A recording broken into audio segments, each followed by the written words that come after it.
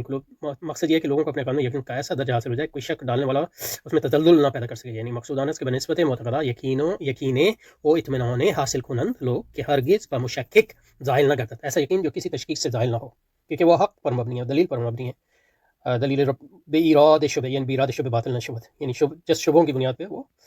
اس باطل کی طرف نہ لوٹ جائیں۔ استدلال محض کے پاؤں بہت کمزور ہے، شک اس تزلزل اور کسی شبہ سے اس کی عمارت گر پڑے۔ استدلال محض کے پاؤں بہت کمزور ہوتے ہیں اور استدلال کا عادی کسی پر ٹھہر نہیں سکتا، یہ محض اللہ کا ذکر ہے جو اس سے دلوں کو اطمینان ہوتا ہے۔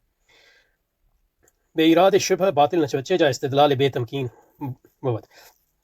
چہ استدلال بے تمکین بود، استدلال جو ہے استدلال محض یعنی عقل محض جو ہے اس کی بنیاد پہ ماورائی امور میں جو استدلال ہے وہ بے تمکین ہے، فاؤنڈیشن لیس،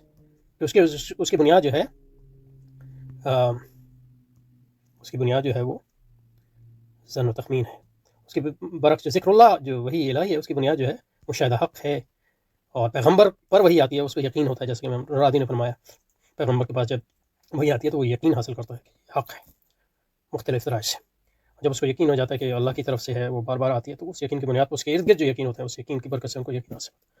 اور جن تک وہ نہیں پہنچا تو وہ کیونکہ اللہ نے وہ الفاظ قرآن مجید کے معجز بنائے، تو وہ لوگوں کو اگر وہ صدق دل سے قرآن کی طرف متوجہ ہوں تو ان کو وہ یقین حاصل ہو جائے۔